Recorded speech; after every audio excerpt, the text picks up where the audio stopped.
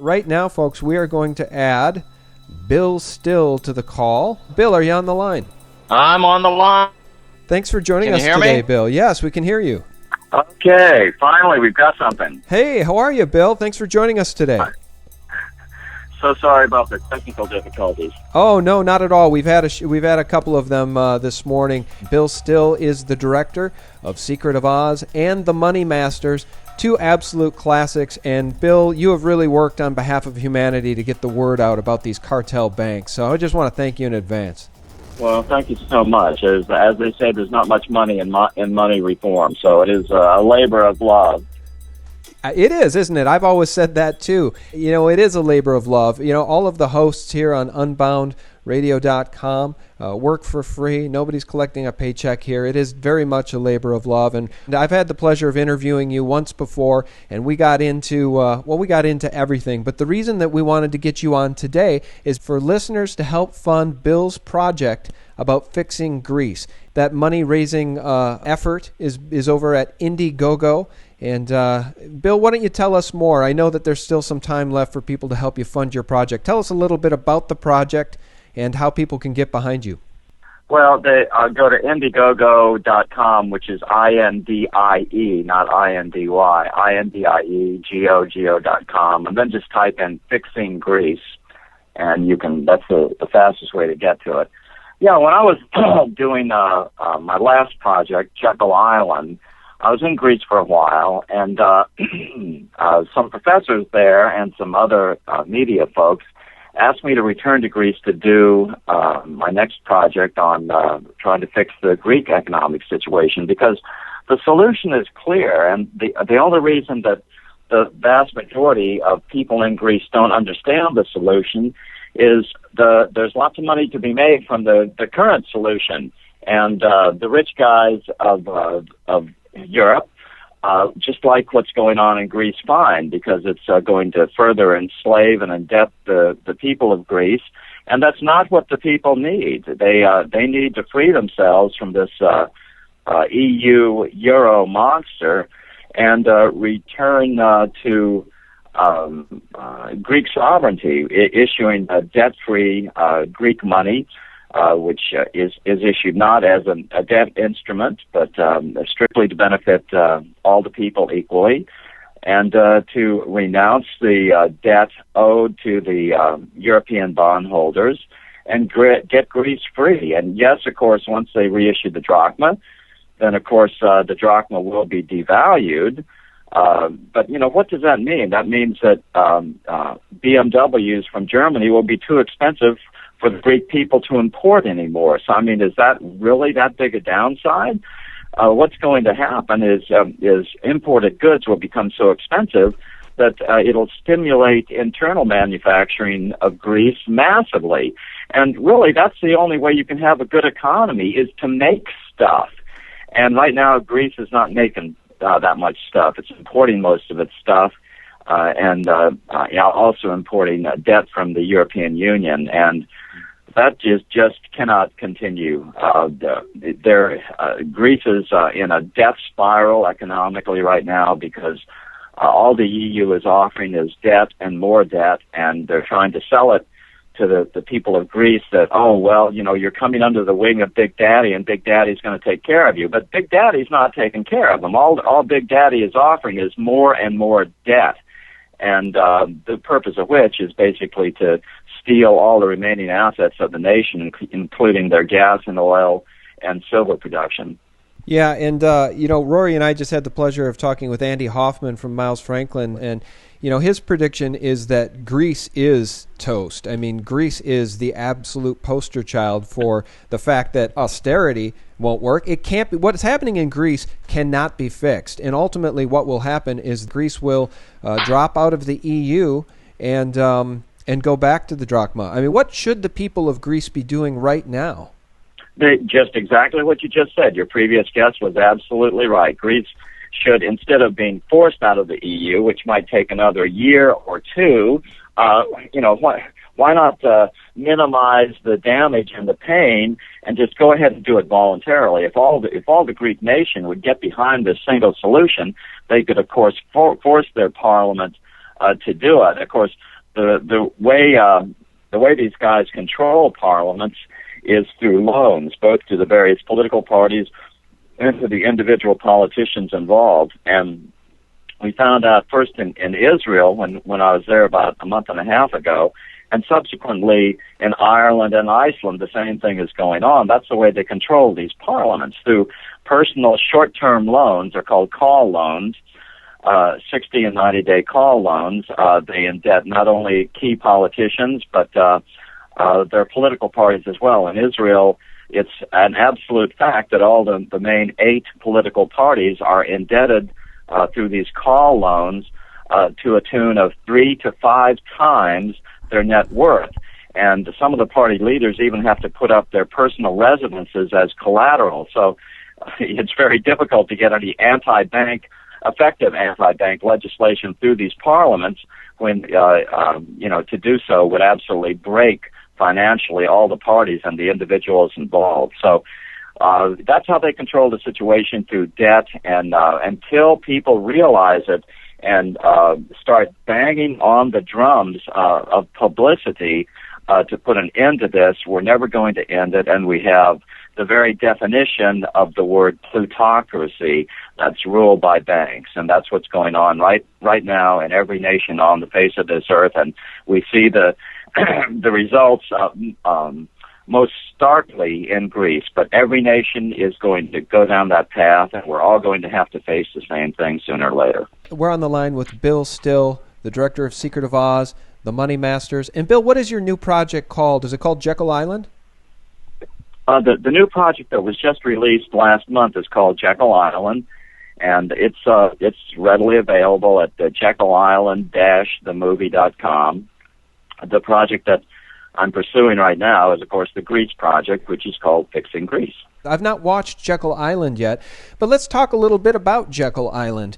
This is where the banksters met back in 1910 and hatched their plan to have a central bank take over the republic, essentially, and steal our birthright to honest money here in this country, which they got passed through in 1913 with the Federal Reserve Act. Bill, what should the people of the United States do? You've just told us what the people of Greece ought to do. What should the people of the United States do, especially as we take a look at the fact that the 100-year Fed charter is, I think, up at the end of this year? But again, despite all your great work, most people have no idea what I'm talking about right now. But for those who do, what should we be doing? Well, first of all, let me correct you. There is no 100-year limit on the Fed's charter. Although there are on other central banks, that's just not a fact. There'll be no renewing of the Fed's charter. It's in perpetuity at this point. Basically, we're in the same situation that Greece is. Other nations are not in as bad a situation. We labor under the misconception that our central bank is actually a part of the government and thereby supposed to be operating in the public interest. That's the basic non-information that was given out with to allow the passage of the Federal Reserve Act. They just named it Federal Reserve Act, and people assumed that it was part of the government when in fact it's not. So we have to eliminate that. We have to have some sort of entity, call it a central bank that's government-owned, call it a monetary authority, something which controls the quantity of money in the public interest. That is the key goal. And to do that, you have to eliminate the ability of the commercial banks to quit creating 97% of American money, which is a fact. 97% of American money is created by commercial banks, not the government, not any government entity, created as an interest-bearing debt. That's why the interest is skyrocketing. That's why debt is skyrocketing, not only national debt, but personal debt, corporate debt.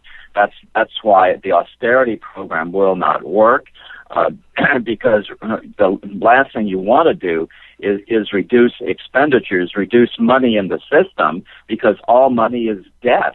And so that's why it's so ridiculous that the Republicans try to say, well, we're going to pay down the national debt. Well, to pay down the national debt is to reduce the national money.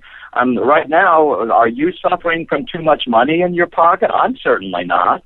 And I don't think the vast majority of American people are either. So what we need to do is make money more plentiful. And people will say, oh, well, that's going to cause an inflationary problem. Well, the inflation that's going on right now is not caused because you and I, the average person, have too much money. It's that the people at the top have too much money, and they're speculating on these commodities anywhere they can make an extra buck. That's where the inflation's coming from. So what we need to do is eliminate the ability of banks to create money out of nothing. That has to be returned to some sort of public body that operates in the public interest. And number two, we have to quit issuing our money, better known as Federal Reserve notes, as debt instruments. We have to issue them from the Treasury, controlled by some other entity outside of the Congress, so you don't have the politicians being able to ratchet up the amount of spending just on a whim before every election. This has to be some sort of entity that operates outside of Congress and in the public interest. And that's the way we get out of this. Rory, would you like to take this opportunity to ask Bill Still a question? I bet the answer is yes. Yes. I'd like to go back to Greece, actually. You had mentioned the manufacturing in Greece, and if they were to bring that home, that would help tremendously with their current situation. And the question that I have is, if they were to bring that home or reintroduce the drachma today, I mean, what would be the implications of that for, say Spain or any of the other PIGS nation states? Well, you can boil it down to this real simple statement, and that's as nation states worldwide, we all have to learn that we cannot continue down this path of importing all of the stuff that we use on a regular daily basis off of boats from China. We have to return to internal manufacturing. You know, and you have to manufacture stuff or mine stuff or produce food. Those three things, if you're going to have a robust, thriving economy that truly increases your gross domestic product. You have to do one of those three things. And if we give all of that stuff, if we're importing all of that stuff, then our economy is only existing as a result of banker-provided debt. And as long as we're doing that, we're going to do nothing but have banker control of the political system as well. And didn't you just return from Greece? Well, you just got back, right? I got back about 3 months ago, getting ready to go again. I've been invited to be the keynote speaker at a big financial conference in Turkey with a whole bunch of muckety-mucks, on people who have credentials, not a filmmaker, but somehow they decided they want to hear from me as their keynote speaker. So that's very interesting because I'm, of course, Turkey is right on the verge of EU membership, and I'm sure that's what they want, that the organizers want me to say, want me to provide the arguments for why Turkey should not sign on to this sinking ship, this Titanic of an economic system, the European Union, and they should not. They should stay away from it like the plague. And once again, the EU is trying to sell this to Turkey. Yes, come under our big tent, and Big Daddy's going to take care of you in case there's any financial turbulence. But Big Daddy's just going to give them more loans, further enslave them through buying off their politicians, and do nothing but put them on the same track as Greece is. Exactly. And as far as what's going on in Greece, the youth unemployment in Greece is rivaling that of Spain, if not greater than Spain. And what was your experience when you were there as far as what's going on the street with the everyday citizens, and in particular with the young people? Well, everything looks on the surface, pretty normal. But Greek unemployment, I believe, is now at 27%. Greek Yes. youth unemployment, those under 24, is 57%. And it's going nowhere but down from this point. So for sure you're going to see trouble once again hatch, and it's just a terrible situation. And it's going to be this way in every nation on the face of the earth. And it's just going to give the bad guys incentive to be even more draconian in trying to maintain their control of people. So what we have on the line here, hanging in the balance, is nothing less than human freedom and the ability of humankind to self-govern. And there's, for example, this is the argument that a lot of these Austrian economists use, basically, that we need a more anarchical situation. And that's not what we need. You know, if people can, if we completely reduce all government control, I mean, government is basically we the people. That's what it's all about. It's we the little people combining our power to hold back the money power. That was why it was formed in the first place. That's what's characterized the march to freedom of the past 1,000 years of humankind. That's what they're after. That's what they want to kill. They want you to hate your government. They want you to think it's completely ineffective and unworthy of you putting your time and effort into. It's not. Government is all we've got. It's been completely hijacked at this point, and we've got to take it back, or we have absolutely zero chance of maintaining human freedom. Well, I love that sentiment because you're absolutely right. It is about human freedom. And if this republic falls, we're in a lot of trouble worldwide. I mean, globally speaking, I don't know of too many documents that provide our freedom and spell out in black and white what our freedoms are. I don't know of too many more documents in the Bill of Rights and the Constitution. So if this republic falls, humanity is screwed. And what I want to ask you, Bill, is: are you following the fight to re-implement Glass-Steagall? I'm sure that you are, and you've reported about it on Still Reporting over on YouTube, your YouTube channel, which is just a phenomenal YouTube channel. Guys, subscribe if you haven't already. Where do you stand on Glass-Steagall? Is it too late to retie these banks down, or is that exactly what we should do? You know, Glass-Steagall, if you're not going to do anything else, it's a good thing to do, but it just doesn't hit the mark. Banks are still going to be in control of the creation of 97% of American money. Now, do you think that they're going to create that money for our benefit because they're good guys? I mean, have they really shown themselves to be good guys operating in the public interest of we the American people, or in the past, or not? No, I don't think so. You know, you've got to do two things. You've got to eliminate the ability of these banks through fractional reserve lending from creating all of American money out of absolutely nothing. They are in complete control. Even the Fed is not in control. The Congress is certainly not in control, or any other element of we the people of the United States. Yeah, I actually agree with you. I think we should re-implement Glass-Steagall, but it does not get to the heart of the matter, which is this criminal central bank which took over the implementation, the printing essentially of our nation's currency, the issuance of the currency. And as everybody listening knows, there is a big difference between currency and money. Let me ask you about the gold standard, Bill. It's too late to return to a gold standard, and in fact, you might argue that's the worst thing we could do is return to a gold standard. Can you explain that to people and what the other option would be? Absolutely. This is a question of control of the quantity of money. The return to a gold standard would be the worst thing we could do. That's exactly what they want to do. That's why you had the head of the World Bank make this quote recently that that's what they want. They want an international gold standard.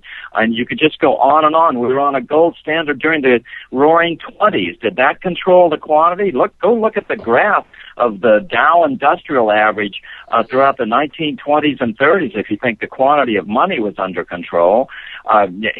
We were under a gold standard during the Great Depression, when the Fed has now admitted they deliberately made the Depression of the 1930s longer by deliberately contracting the quantity of money in the system. Why? For the benefit of the banks, so that they could bankrupt everything in this country and buy it up for pennies on the dollar. They had complete control of the quantity of money, and we were on a complete gold standard. As long as money is scarce, the rich guys of this world will be able to buy it up and control the quantity. Gold is a nice commodity.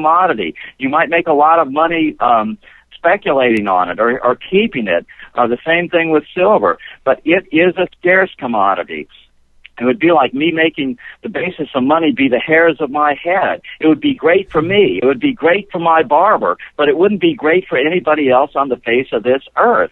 You have to have money created in the public interest, and the quantity thereof controlled by the most democratic process you can possibly think of. And I'm talking about even if we have to put to an initiative over the internet, whether we should raise the quantity of money or lower it, that would be fine with me. But the last thing you want to do is have 9 guys in the Federal Reserve Board supposedly trying to convince the banks how much money they should put into the system, because the banks don't listen to the rules anyway. They were supposed to maintain a 10% reserve requirement, but we found out as a result of the 2008 debacle and subsequent congressional investigation that the biggest banks were leveraged 52 to 1.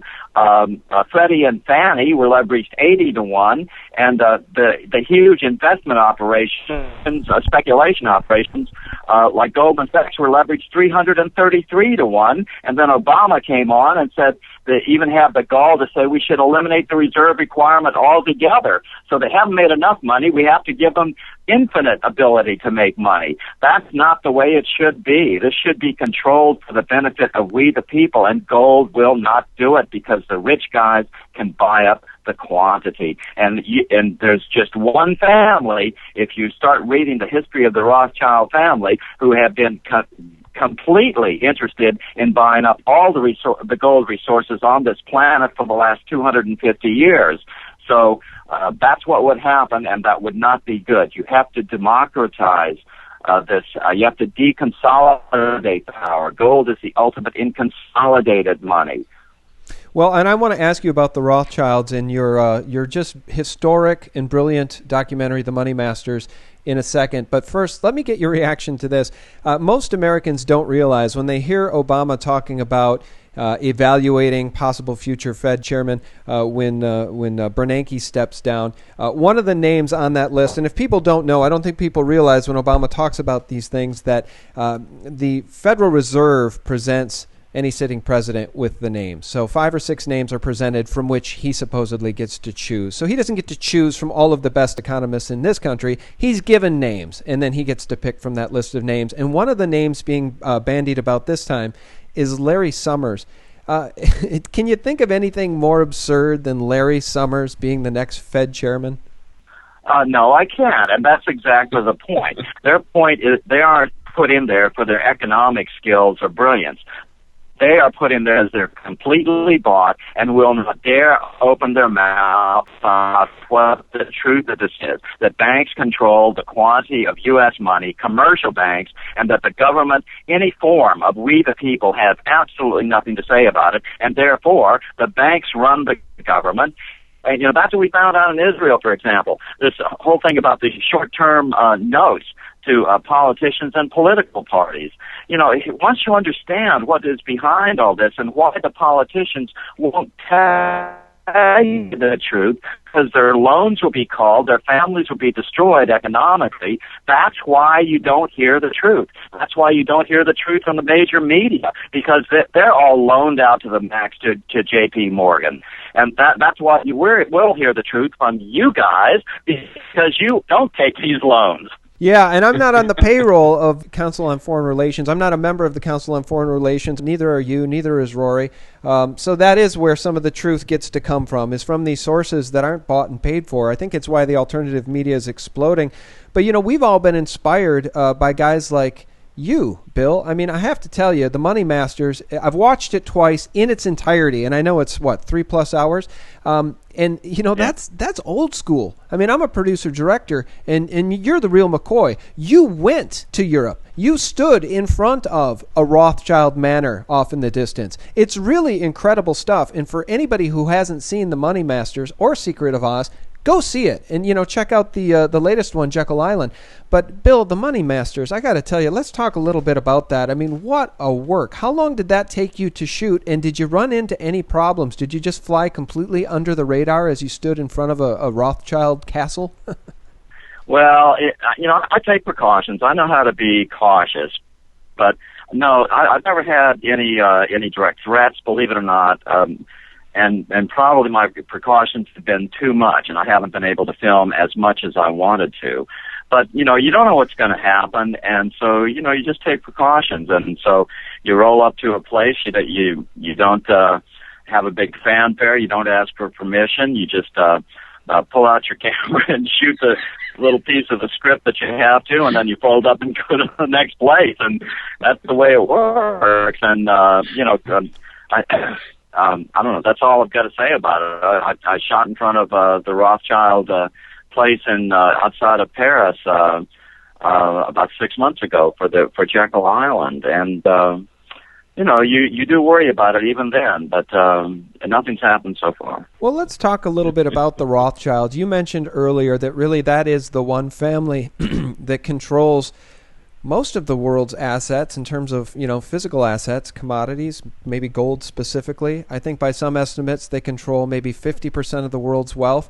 Do you concur with that estimate? And how powerful are they to this day? Are they still way more powerful than, say, the Rockefellers? Are they still way more powerful than, say, the British royalty or the royalty of Europe? Well, I would just guess, and it is a guess, but yeah, that's true. But I was just reading a lengthy document from the archives of the Bank of England this morning, all on the Rothschild family. And it's really stunning how they've spread their tentacles out across the world, even by the 1800s. And the one thing that was always common in all these documents that they were going after was gold and gold mining, gold production. That was in every place they went into, they were always after that. And it's just absurd. You go on the Bloomberg list of top 100 billionaires, and there's no Rothschild on there, despite the fact, I think that the number one billionaire in the Bloomberg survey is Bill Gates with $61 billion. Mm-hmm. Well, I know for a fact that we walked around the Rothschild place in Geneva just a few months ago, and where land is $10,000 a square foot, they've got a nice little 77-acre spread, the value of which, just the land alone, would exceed Bill Gates' fortune. And this is just one of their houses. So it's incredible that they're completely under the radar. Or talk about being under the radar. They're nowhere mentioned any place, and yet for sure their wealth exceeds any of the other billionaires. Yeah, and actually, I should tell folks, this is interesting to have you on the line. During my awakening after the events of 9/11 and in the slow baby steps I was taking to a full awakening, much of which came through watching documentaries like The Money Masters, because it was only then that I realized the money powers that are hidden, that they were hidden to me, the men behind the curtain that issue the money back to the treasuries, at interest. Part of my awakening was this realization that Bill Gates and Warren Buffett are not the richest guys on the planet, because that's one generational wealth, one lifetime of wealth. Whereas these banking families, the Rothschilds and the Rockefellers, that's multi-generational banking wealth handed down. It can't even be counted. It's so much money. And to me, that is the biggest and most important thing to help people wake up, is to realize that what the Mockingbird media tells us, what Forbes tells us is their top 100 list of richest people, is wildly inaccurate. Well, and that's why what you're doing is really the most important work on this planet. You are trying to get the truth out around the alternative media, and it's just, for example, when I first did The Secret of Oz, I was friends with some big wigs. I've been friends, grown up through the media with these guys, and they had ascended to the ranks of one of the three major networks. And I sent them, like I usually do, a copy of The Secret of Oz, expected them to ignore it, but they called me right back and said, "Oh, this is great." And I said, "Great? You've never reacted before. Why do you think this is great?" And they said, "We hate those bastards at J.P. Morgan." I said, "How come?" And they explained that they'd been laid off because J.P. Morgan controls all three of the major networks through loans. Those networks are so in debt that they can't even pay the interest on the loans. They require that the loans be rolled over every single time. And so J.P. Morgan is in complete control of those three. And that's why you're never going to see me on any of the big three networks, because J.P. Morgan would pull their loans in a nanosecond. Oh, that's so interesting. I didn't know that. It makes perfect sense. Well, everything's intertwined in this corporatocracy. The corporations run the government, and the governments are in bed with the corporations, and that is the very definition of fascism. And that's what's so scary about it, Bill. I mean, what do you see in your crystal ball moving forward? It seems to me that, at least in our circles, the genie's out of the bottle. Germany wants its gold back. Fed says, well, you can't get it, or at least give us 7 years. Germany says, well, can we see our gold? Fed says, no. Germany says, no, we need to see our gold. Fed says, all right, well, come on over. We have 7 rooms. We'll let you into one, but you can't touch it, and you can't look at the bars and check the serial numbers.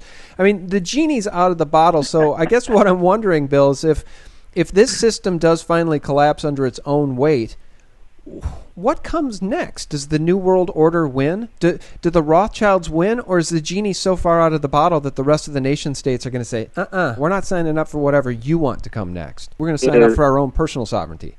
It is completely up in the air at this point, and depends on how good a job we can do right up until the next big crash. Because with the next big crash, mark my words, write this quote down. You will see every major media group on this planet come out for a gold standard. That's what they want. At that point, we have to say no. We want sovereign money that where we can control the quantity, not gold where they can control the quantity. That's what's going to happen, and this is absolutely the tipping point as to whether human freedom will continue to march on. And we have a lot of things going on our side. We have the internet. Well, they can control the internet, maybe. So you just don't know. It's human freedom is really on the line, and this is the biggest tipping point possible in the history of humanity. And so it's not for sure that they're going to win. It's not for sure that we're going to win. It's going to take work. And isn't that what the founding fathers said? That liberty comes at a price. Oh, yeah, absolutely. That's what they said. And they gave us such a gift. And they gave us, so many gifts, not the least of which are the 10 Amendments, one of which allows me to speak freely to you and to Rory about these very important issues. And it prevents this government, regardless of how fascist and criminal it may have already become, from coming and arresting us for having this constitutional, law-based, lawful conversation about ways to take our own nation back. Bill, I just can't thank you enough for your time. I say that to all my guests, but you're truly one of the people who inspired me early on. And for anybody that is watching this now on YouTube, you may have heard me mention early in the broadcast about Bill trying to raise some money to support Fixing Grease, his new documentary, and raising that money over at Indiegogo. If you're listening, you may already have missed the opportunity, depending on when I post this. So, Bill, how can people contribute directly to you to support your effort in getting this great documentary done? They can also go on billstill.com, and there's a link, donate link, under all of my YouTubes, right under the actual moving picture window. On the left, under the description, there's always a link to the donate button, and so they can do it that way. All right. Well, everybody, donate some money to Bill Still. He's raised about $2,500 and a goal to $12,000. And if anybody's trying to champion our rights, on a daily basis, Bill Still's definitely one of those guys. Bill, are you doing okay on time right now? Can we keep you for another 15? Oh, sure. That's fine. Okay. Well, I know Rory has a question. So, Rory, what is your question there for Bill? Well, as far as I know, you say that gold and I presume silver are really not the way to go as far as protecting ourselves from these criminal banksters. What would you suggest as far as, I've got some preps, I've got some gold, I've got some silver, I've got some things to take care of my family. I mean, what would you suggest as far as surviving or thriving through the collapse and coming out on the other side? I mean, what do you see as being some of the best things to have in hand? Well, I'm not much of a prepper, and I might eat my words later on, but I don't think so, because here in the United States we enjoy the greatest amount of freedom of any nation on this planet, and we've got a lot more freedom kind of in stock than we actually realize. Lots of throughout history, people have said America's the sleeping giant, and that's, we're kind of lazy and we don't pay much attention until something really goes wrong. And then if we all get excited, we get excited about pursuing freedom. So,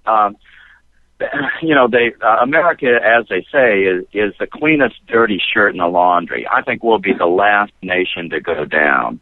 And so we're going to have a lot of opportunity to see other nations collapse, like Greece first, the other southern European nations second, the entire EU experiment third. We're going to have, and this is going to take years to go on. We're going to have a lot of opportunity to say, something bad is going on there. Maybe we better pay attention. Maybe the solutions that have been offered by the government, by the Fed, are not really true. Maybe we better try something else. So I think we're going to have plenty of opportunities. If I were you, I would spend my excess capital on pursuing freedom. I don't think we're going to see anytime soon a massive collapse in the United States. That's just my best guess.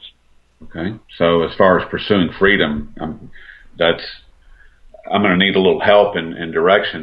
Well, no, you don't. You're doing it right now, brother. You're pursuing freedom right exactly. now. This is it. Exactly. That's what you're doing.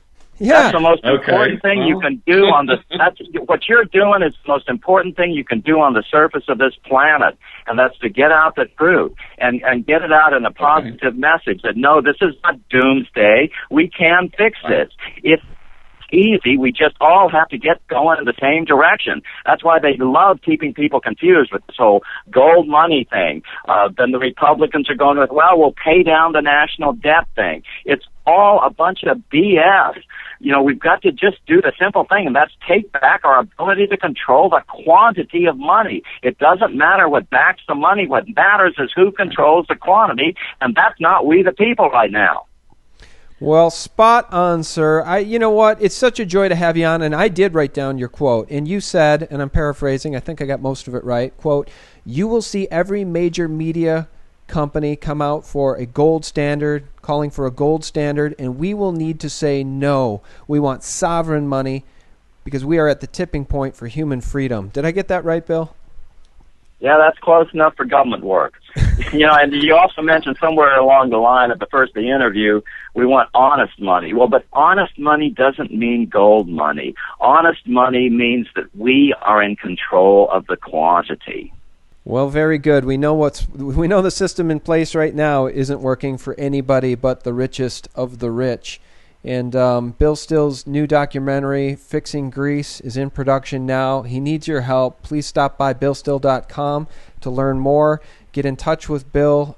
Maybe hit that donate button to spread some love and keep his pirate ship afloat, because God knows he's not getting a check from the Ford Foundation, the Rockefeller Foundation, or, CFR. So Bill Still, the director of The Secret of Oz and The Money Masters, thank you so much for joining us today on UnboundRadio.com. Thanks so much.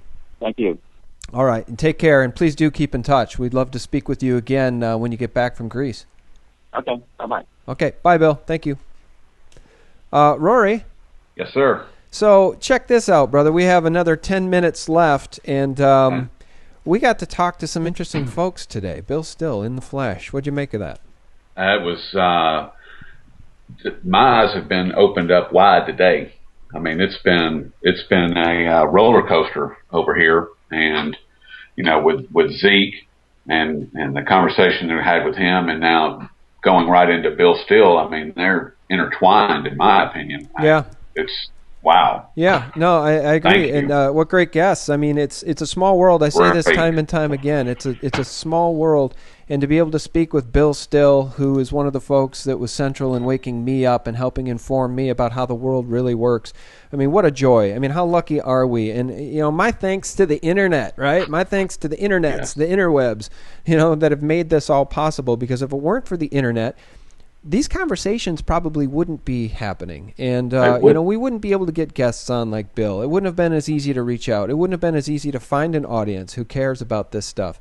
Rory, do you want to cover any doomer news today? What do the headlines look like to you, brother? Well, before I go into doomer, I want to say thank you to you and thank you to Bill Still for reminding me that what I'm doing right now utilizing my voice and trying to spread the good word, not the doomer news, but the good word, is in fact taking my freedom back. And that is, like I said, my eyes have been opened on so many different levels, and I'm looking for a thing when I am the thing. It's like, yeah. And I need that reminder for somebody to get in my face and say, "You're doing it. You're already doing it." And that's right, because that first step is always the most painful. Whether it's the first step in going off to college and it's scary, in getting that education, or that first step in working out to get back your physical fitness, that first mile you run is always the hardest mile. The next 3 come much easier.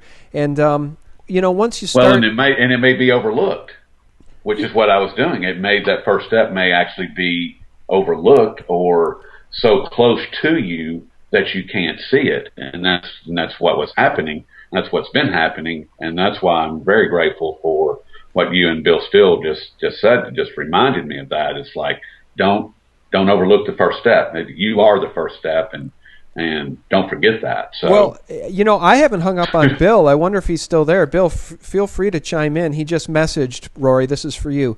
You guys are close to the power. That's why you can't see the immediate effects. You are the first step. So, that's it. Yeah, and so it's so... Yeah. Oh, he's back. Yeah, I'm listening in. Oh, good. It's just, don't you just love the internet, Bill? I mean, if it weren't for the internet, Yeah.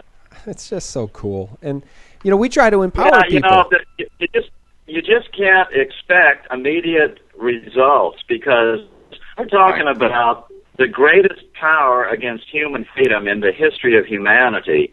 It's not going to turn around right away, but it's going to turn around through what's known as a tipping point. And what does a tipping point mean? It means nothing happens, boom. All of a sudden it happens, and then everybody who's doubted you all along says, we knew that all along. Right. But they didn't.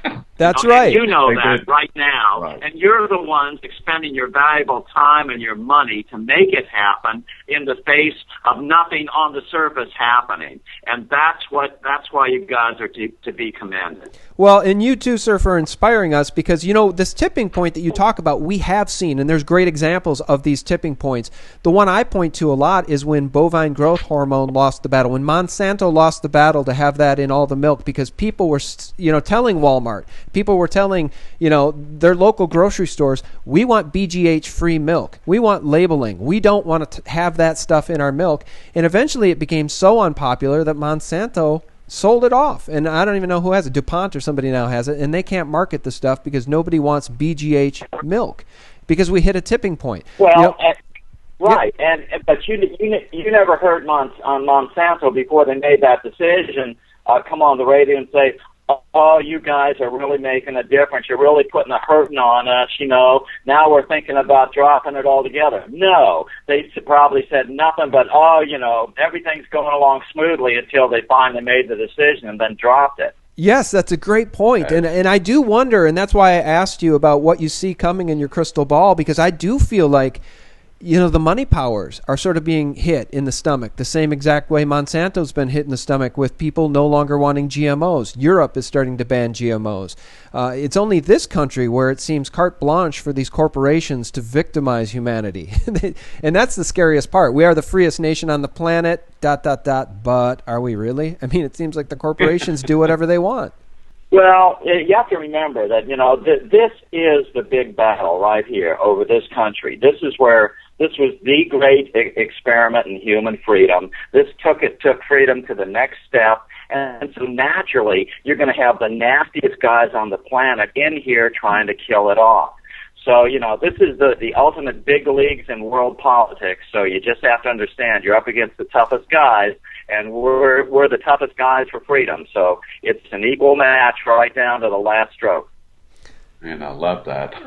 Yeah, I know. And so isn't that amazing, Rory, when you get on the line, you have these conversations, and you sort of feel like, well, yeah, we're on Unbound Radio, and we're trying to get the word out, and we're getting the word out on YouTube, and on sgtreport.com and billstill.com. But is anybody listening? Well, collectively, millions of people are listening, and around the world, tens of millions of people are listening, not just to us. I've been on this monetary reform thing for 30 years now, and I've done nothing but go to conferences, and I'd be the only one in the room, not being a cheerleader for return to the gold standard, for example. Now, everywhere I go, it's about 50-50. And worldwide, it's even more than that, unless I go into a Muslim country, of course, then they're still all about the gold standard because we haven't had time to do much work there. But you can see it all across the world. I mean, I went to a conference in Malaysia last fall in November, and it was filled with like 500 students. One of the biggest monetary reform conference I'd ever seen. And all of them had come up to me. Here are these little Malaysian guys that come up to me and go, "Oh, money monsters, money monsters." And the power of this thing is just spreading exponentially. And believe me, the power of the bad guys is not spreading exponentially. No, and that's funny. You could have named that documentary "The Money Monsters." It's very apt. Well, now you're going to see banks start to contract the money supply. They've done nothing to try to keep the world economy on life support through all these QEs and various varieties of quantitative easing. And the BIS just put out, the Bank of International Settlements just put out marching orders a couple of weeks ago saying that, central banks have got to start to contract the money supply because no longer is GDP expanding through our QE efforts, it's contracting. So I heard somebody on Bloomberg say last week the biggest gift outgoing Chairman Bernanke could give to the next incoming chairman was to take the blame for starting the contraction of the money supply by raising interest rates. And so they're going to do it. They're going to do it for sure. And as soon as it starts, the market is going to tank. And that's going to tip these marginal nations right off the edge of the cliff. Yeah, and we are all on that edge of the cliff with them. That's why we've always said just get a little bit of physical silver if you can in your hand, maybe a little bit of physical gold, just to help protect you from what may be coming, which could be a complete calamity. Well, guys, we are up at the end of our 2-hour broadcast here. I'm going to be handing it over to Joe Joseph, whose guest is Webster Tarpley, I believe, and that'll be a very exciting broadcast. Thanks for listening to us on unboundradio.com, and if you're listening on YouTube, we certainly appreciate your support. Like us, share this information with others, because it's guys like Bill Still and my friend Rory that are helping to take our personal sovereignty back, save the Republic from the hands of these people that want to do us much harm. Bill Still, thank you so much, sir. You're welcome. All right, brother. Take care. And Rory, you too, sir. Yes, sir. Thank you so much. Thanks for listening, folks. We're going to hand it over to Joe Joseph in 10, 9. I'm going to just message him right now. Here we go, Joe.